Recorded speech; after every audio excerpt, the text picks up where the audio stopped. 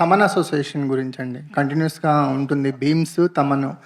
తమన్ గారి పార్ట్ ఏంటి ఇందులో? తమన్ గారి అసోసియేషన్ గురించి ఆయన అంటే మ్యాడ్ 1 కాలేజ్ ఫిలిం. ఆ చిన్న పిల్లలు 18-19 ఇయర్ ఓల్డ్ కాలేజ్లో జాయిన్ అయిన ఇంజనీరింగ్ కాలేజ్ పిల్లలు, అమ్మాయిలు లవ్, కాలేజ్లో జరిగే హ్యూమరు, బాస్కెట్బాల్ మ్యాచ్ ఇట్లాంటివన్నీ ఒక రకమైన ఒక సెక్షన్ ఆఫ్ ఆడియన్స్కి బాగా నచ్చుతుంది, యూత్లో కానీ ఏ సెంటర్స్లో కానీ.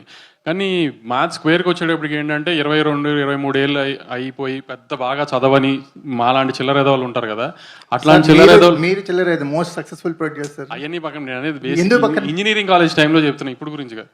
ఇప్పుడు 40 ఏళ్ళు పెళ్ళి పిల్లలు ఉన్న వాళ్ళ గురించి కాదు ఇది. 23 ఏళ్ళు 22 ఏళ్ళలో పెద్దగా ఇంజనీరింగ్ చదివి పెద్ద బాగా చదవకుండా ఎంఎస్లు యూఎస్లు ఇవన్నీ కాకుండా బ్యాచ్ ఉంటారు కదా కొంతమంది, క్యాంపస్ ఇంటర్వ్యూలు కాకుండా బ్యాచ్. ఆ బ్యాచ్ ఒక 3-4 కలిసి గోవా వెళ్తే చేసి అల్లరి చిల్లర పనులని మాస్గా ఉంటాయి కదా, క్లాస్కి అయితే డెఫినెట్గా ఉండవు కదా. కాబట్టి ఈ మాస్ మూమెంట్స్ అన్నింటినీ ఎలివేట్ చేయడానికి తమన్ గారుగా ఉంటే బెటర్ అనిపించింది నాకు. అందుకని తమన్ ఉంటే నాకు ఆ కాన్ఫిడెన్స్ వేరే అలాంటి మూమెంట్స్. ఈ సినిమా మోర్ అదే మ్యాడ్, అందుకే మ్యాడ్ 1తో కంపేర్ చేసుకోకండి. ఇది more of a mass film, more comedy film.